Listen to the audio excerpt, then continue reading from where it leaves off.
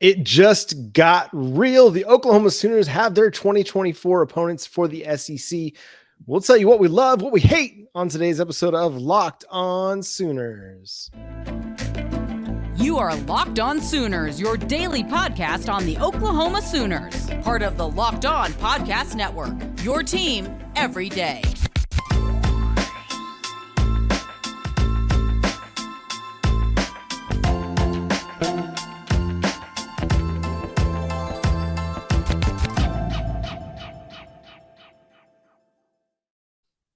What's up, Sooner Nation? Welcome to Locked On Sooners. Today's episode is brought to you by Birddogs. Go to birddogs.com/lockedoncollege and they'll throw in a free custom Birddogs Yeti-style tumbler like this one, this beautiful blue Navy tumbler with that Birddog logo. Go to birddogs.com/lockedoncollege. My name is John Williams. You can follow me on Twitter at John9Williams. My buddy here is Josh Helmer. You can follow him on Twitter at JoshOnRef. The show is at Locked On Sooners. And if y'all didn't get a chance to see the live show, reaction show from Locked On SEC and the plethora of SEC team representatives here on the Locked On Network, highly recommend you go back in the channel, check that out. Gives you not just Josh's reaction, but the reaction from across the SEC. It was fantastic work, so go check that out. Josh, we have our opponents for 2024, man. It feels like now that things do get real, even though it's more than a year away still. Indeed, yeah. I mean, obviously, there's been so much speculation really from the get-go. Okay, is this actually going to happen? Dating back to the Houston Chronicle report to, okay, yeah, this is going to happen, to, okay, well, wait a second, but when is it going to happen? Are they early exiting? What does the feel? On and on and on and on. Okay, well, now wait a second. Is it 8 games? Is it 9 games in that? I mean, there's been so much to this. And okay, lo and behold, it all builds up to today. And no, it's not a win. It's a who and where for Oklahoma, but we do know the who's and the home dates.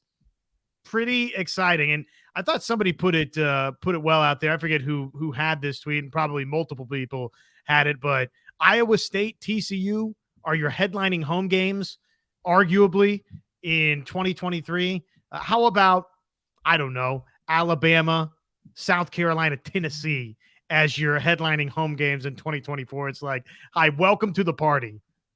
Yeah, Tyler McComas said it best. He's like, in the 20 years that he's been kind of following Oklahoma, this is the best home slate he's seen. And you can't argue with it. With Alabama coming to town for the first time since 2002, Tennessee with Josh Heupel returning to Norman for the first time since the end of the 2015 season. It's incredible. I mean, I kind of just doing research, like the last game that he was a part of on Owen Field at Gaylord Family Memorial, Oklahoma Memorial Stadium, was the win over TCU, where Oklahoma had a pretty good, sizable fourth quarter lead, and TCU rallies, has a chance at the end to win with a 2-point conversion. The thing fails. The defense gets a stop to win the game, where the offense struggled in the fourth quarter. And you look back at the box score in that one, Baker Mayfield was like not great. He was like 9 of 28 or something like that in that game. Did not have a good game, but yeah, he makes his return. Shane Beamer comes back, another beloved figure in Oklahoma lore. So it's a fun slate, and that's the thing. That's the difference. I know it looks daunting. Like, it's tough, but I don't think anybody was under any misconception that it wasn't going to be tough. If anybody was thinking going into the SEC was going to be some kind of cakewalk, like playing in the Big 12, I mean, I think you're mistaken. Can Oklahoma win? 100% they can win. There's no doubt that they can build their team and their program up to a point where they can win, but it's going to be tough. Like, some of these road games, man, going to Baton Rouge and playing at LSU, and we were talking with our friend Caroline Fenton from Locked On LSU in the group chat, and saying, if that's not a night game, we riot. Like, that has to be a night game in Baton Rouge. It's the only way for Oklahoma to make its first trip down there. Like, you have to make it a night game. And I'm sure the SEC execs with ESPN in tow, they'll make that happen. They'll figure out a way for it to happen. But there's so much to just really enjoy about the schedule. If you're just a college football fan, there are marquee matchups on the SEC slate.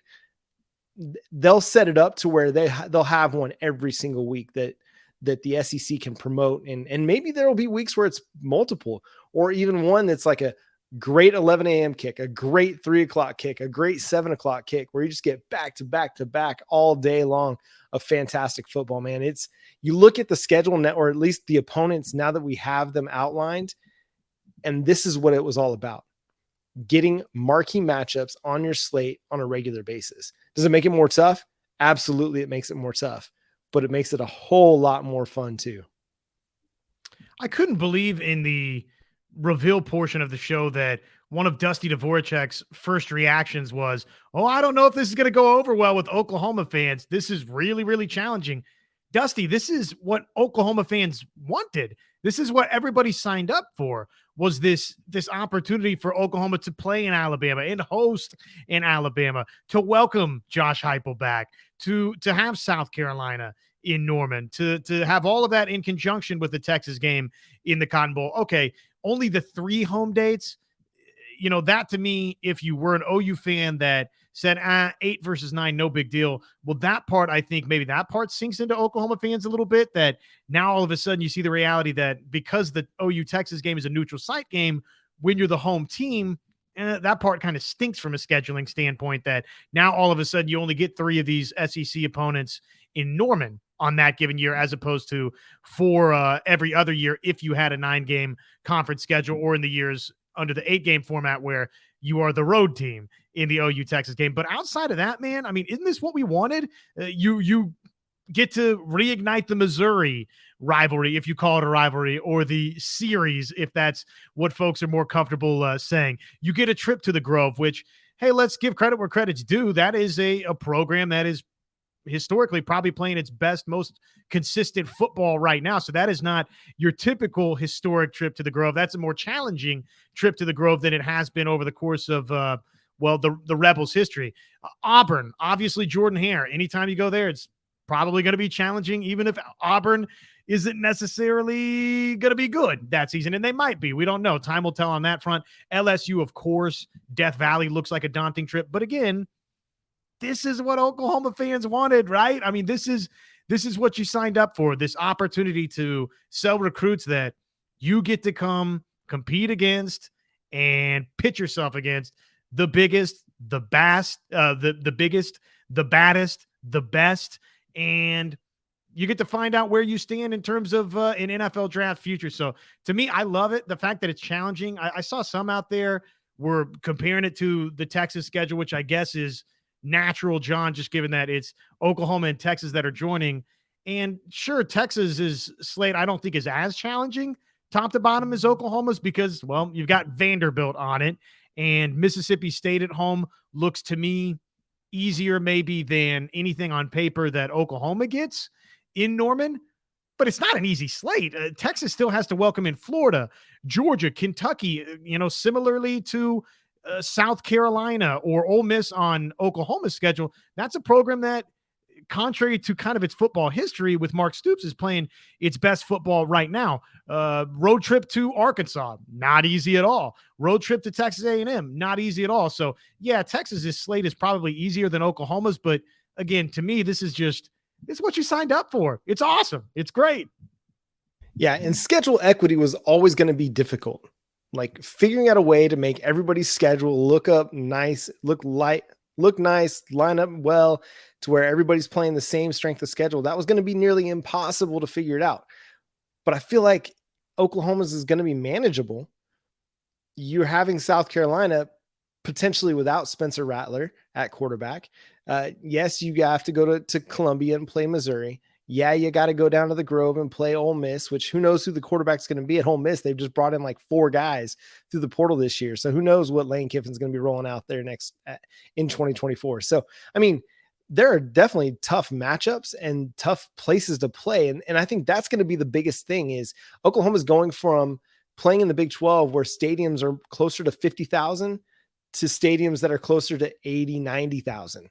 And it's going to be a big difference in what things play at or what things are like. I mean, it's going to be like playing in your home stadium, but filled with 90,000 people that don't like you and want to see you go home with an L. So it's going to be a very different venture, but I mean, that's what we're building toward, right? And that's what we've been talking about on the show. You're competing against the top of the SEC, whether you're in the SEC or you're in the Big 12. Now you get a more direct line to be able to knock off an Alabama, knock off a Georgia, and get them before you get to the playoff. So daunting, sure. Tough, absolutely. But you don't run from anybody. You're not afraid of anybody. You're Oklahoma. This is what you should be. You should be wanting. You should be expecting to compete against the very best. So here we are, 2024. We're going to lock it up, line it up. You're going to put our best and their best on the field at the same time, and we're going to figure out who's the best. And that's what this is all about. We're going to continue to react to the SEC opponents being revealed. But first, I want to talk to you about our friends over at Birddogs. If you haven't tried Birddogs yet, highly recommend them. Stretch khaki shorts that are designed to fit slimmer through the thigh and leg, giving you a truly sculpted look. Man, I've been wearing these Birddogs now for a month, and they just feel so good, and they look good. I feel better about myself just because of the way I look in them. So go check it out. They fit way better than regular shorts that are made of stiff, restricting cotton. Birddogs fixed this issue by inventing cloud knit fabric that looks just like khaki, but stretches so you can get a way slimmer fit without having to sacrifice movement or comfort. 100% comfortable. They taste great. They feel great on you.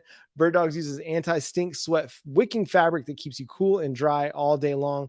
So go to birddogs.com/lockedoncollege to get your free pair, or not get your free Yeti-style tumbler with your order. But check it out. Go to birddogs.com/lockedoncollege to get that free Yeti-style tumbler. You won't want to take your Birddogs off. We promise you.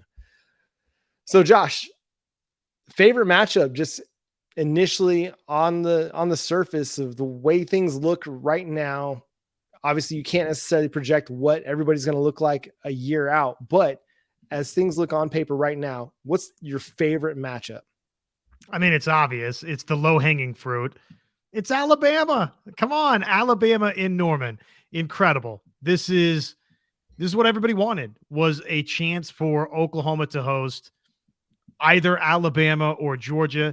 It will be the biggest game in Norman since Ohio State in 2016, and Notre Dame before that. I mean, we're talking about a heavyweight matchup in Norman.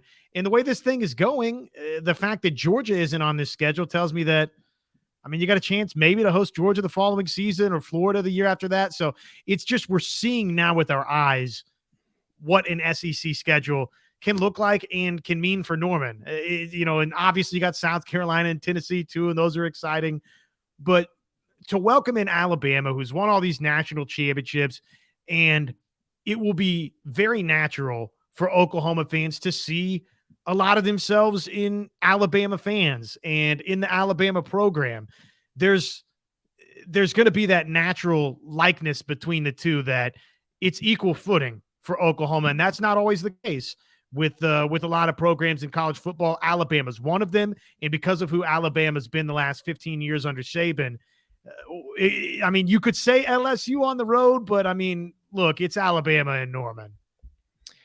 Yeah, I'm trying to find it really quickly because I feel like Joseph Harrell, the president of Oklahoma University, had a really great thought when he was with at the reveal show at Rudy's Barbecue this evening, and I want to try and find it because it was really poignant. Like, where was it? I'm not going to be able to find it very quickly, but just about the idea that, Oklahoma, Alabama, they're kind of kinfolk a little bit. They do have such rich histories together. They both travel so well. And I mean, obviously the Crimson, that kind of a unique tie-in together, it's going to make that atmosphere so special. I think that week, whatever week of the season it's going to be, it's going to feel like a big time heavyweight fight. The build up to it, the whole week leading up to it. I mean, I think he said something like back in 2002 when Bama came to Norman, Bama fans showed up on a Tuesday for that week to start getting ready for the game.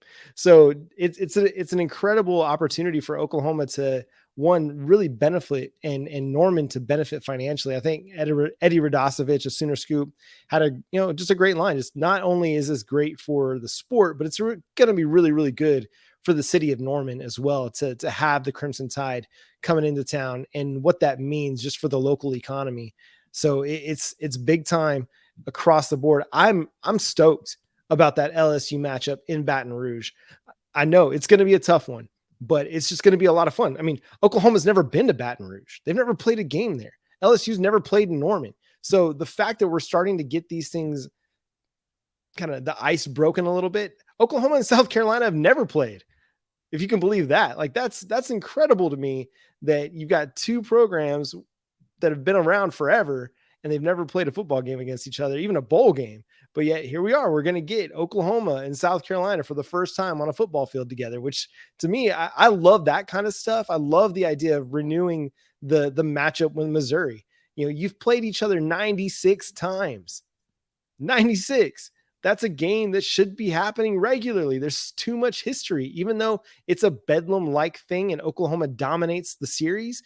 It doesn't matter. There's rich history between the two schools and the two border states that matters. And as we're giving up a Bedlam, the fact that we're adding Missouri back, that matters a little bit. And yes, it's not the regional rivalry. It's not something that, gets everybody all up in a tizzy and all up in a fuss, but it's still a matchup that's got a lot of history. And even the recent history, the Chase Daniel, Sam Bradford years, those two going back and forth and the offensive shows that they put on, like absolutely incredible football. My nephew, he's from St. Louis, big Missouri fan. I remember us talking trash that whole, I can't remember what year it was, like 2008 season maybe. And then, all year long, Missouri's, rolling, Oklahoma's rolling. And then Oklahoma, I can't remember if the game was in Columbia or if it was in Norman that year, but Oklahoma just steamrolls the Tigers and ends up going on to win the Big 12 championship. It was super fun to be able to talk trash to my nephew, who's much younger than me, but still it was fun because he liked to talk a lot of trash. So that's just fun. And then just kind of a little side note, Oklahoma gets to play all three Tigers in this first year in the SEC. You get Missouri, you get Auburn, you get LSU. So we'll get to tame the Tigers that year. That's interesting. I hadn't even thought about that until you mentioned it. That is all of which, by the way, if you look up retro logos, had the exact same Tigers logo at one point in time. I don't know if they had the same person or man or woman design it. They're just like, well, put an Auburn A on it, put an LSU L on it, put an Missouri M on it. It's like the exact same logo, but that's neither here nor there. The road trips that we're talking about on this deal. Obviously, everybody's familiar with Farrat Field and the big rock and the M and everything. But, the fact that you're rekindling that, it's going to be a raucous environment for Missouri to say, hey, welcome to the SEC. We've been here, been a long time since we've seen you guys. We understand our history against Oklahoma isn't necessarily a great one in terms of the win-loss column, but welcome to the SEC. We'll see how that plays out for said Tigers. But, the stadium capacities that you were talking about earlier, John, LSU, 102,000 capacity. Auburn, 87,450 capacity. Ole Miss, 64,000 capacity. Missouri actually, once upon a time, had a record attendance, I think, all the way back in the 80s of 75, but its listed capacity is 62.6. So in all of those, every single one of them is bigger than the next best, not named Oklahoma or Texas in the Big 12. The next best would have been Iowa State and Jack Trice Stadium. So we're talking about, massive road environments, raucous crowds, and that's life as we know it now. And when Oklahoma comes to town, guess what? It's not a sleepy Vanderbilt environment. There will be none of those. Maybe Vanderbilt. That'd be the lone one, but everywhere else, it's a show when the Sooners come to town, and it will be raucous, and it will be loud, and that part of it will be challenging. But again, this is what everybody signed up for.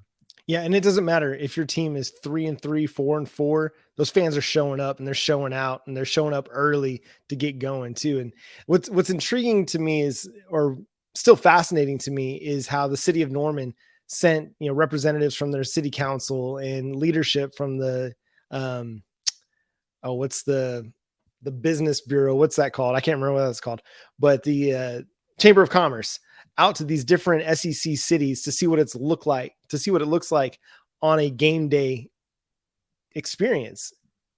to bring that back to Norman, to try and create more of an SEC-like game day experience. And even Joseph Harris at Rudy said, we got to up our game as far as the tailgating is concerned. And they have plans in the works to add more tailgating environments for the Oklahoma Sooners once they get, or maybe this year, or even once they get into the SEC. So all that, I think, is a good thing for Oklahoma football to raise the game day experience for the fans and for visiting fans as well, to work on all of that.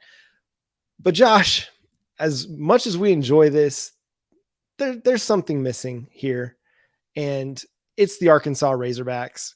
And I know you can't get everything you want. You can't have your cake and eat it too. I was really hoping to, but really disappointed that Greg Sankey didn't initiate what I think could be a great regional rivalry between the Oklahoma Sooners and the Arkansas Razorbacks. And I would say that probably a lot of Oklahoma fans, the fact that you get to go to, I mean, LSU is easily, if it's not Alabama, the other top game on this slate is the trip to Death Valley. Absolutely, it'll be a night game. There's a 0% chance that it's not. It will be raucous when Oklahoma goes there. I can't wait. It's going to be so much fun. So that road trip's amazing. The Ole Miss road trip, because of everything positive you hear about the Grove, the fact that Lane Kiffin has them playing their best football. Jordan Hare is always going to be awesome at Auburn.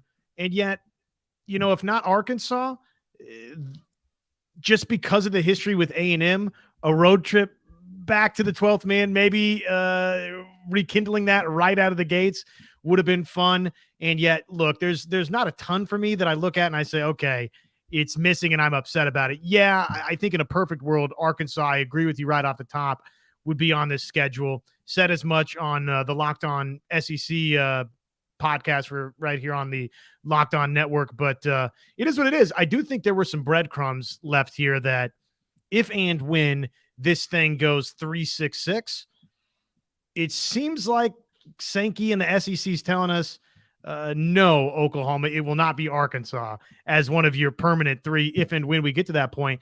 If though